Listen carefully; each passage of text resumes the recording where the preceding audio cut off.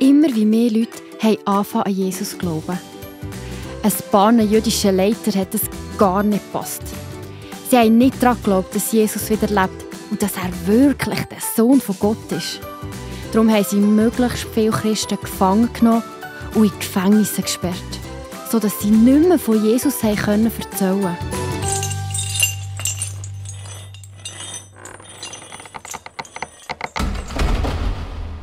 So einer war der Saulus.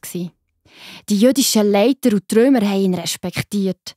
Er war sehr streng und war auch besonders verrückt auf die Christen. Er hat sie gesucht, gefangen genommen, in Gefängnisse gesteckt.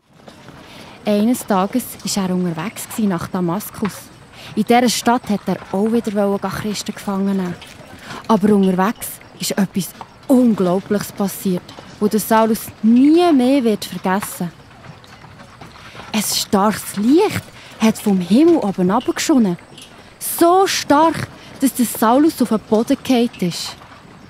Ah, aua, das blendet. Ich mag das Licht nicht verleiden. Stellt das Licht ab. Noch nie habe ich so etwas Helles gesehen. Was ist denn los? Ich sehe gar nichts mehr. Das Licht war Jesus, der ihm begegnet ist. Der fragt ihn. Saulus, Saulus, warum verfolgst du mich? Wer bist du? Ich bin Jesus, der du verfolgst. Jesus? Ja, stimmt. Ich habe dich und deine Anhänger verfolgt. Der Saulus war sehr betroffen von dieser Begegnung. Auf einen Schlag ist ihm bewusst geworden, dass Jesus tatsächlich der Sohn von Gott ist. Was habe ich nur gemacht?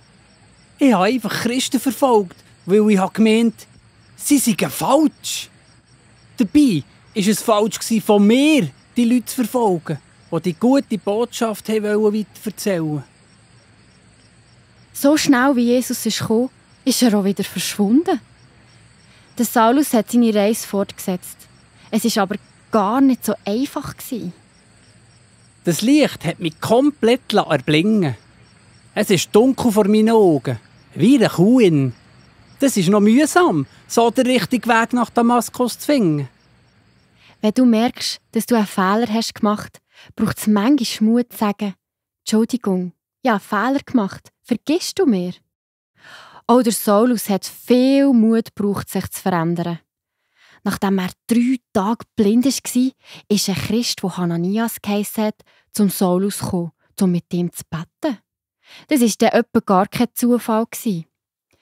Gott hat dem Hananias gesagt, er soll zum Saulus heimgehen und für ihn beten. Der Hananias hat aber zuerst gar nicht Freude gehabt. Was, Gott? Ich soll für den Saulus beten? Ich kenne den Mann. Der hat schon ganz viele Christen geplagt und sie ins Gefängnis da. Ausgerechnet zu diesem Mann soll ich gehen. Eigentlich habe ich gar keine Lust dazu. Und Angst habe ich auch ein bisschen. Aber wenn du es mir sagst, Gott, dann gehe ich halt. Der Saulus war unterdessen in Damaskus ganz allein in der Wohnung und hat einfach gewartet. Er hat zwar nichts gesehen, aber er hat gehört, wie jemand an seine Haustür klopft. Wer ist da? Ich sehe leider nichts. Schon seit 3 Tagen ist es nur Nacht um mich herum. Ich bin der Hananias. Gott hat mich zu dir geschickt. Gott? Zu mir? Also, komm ich.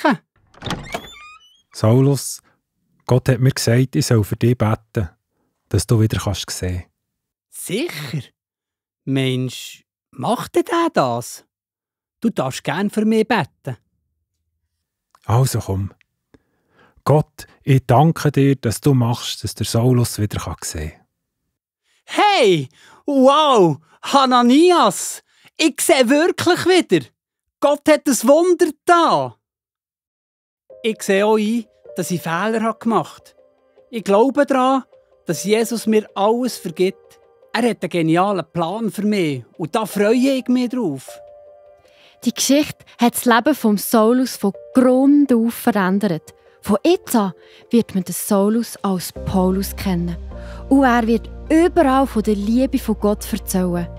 Der Paulus ist ein wichtiger Leiter für die Kirche von Jesus geworden.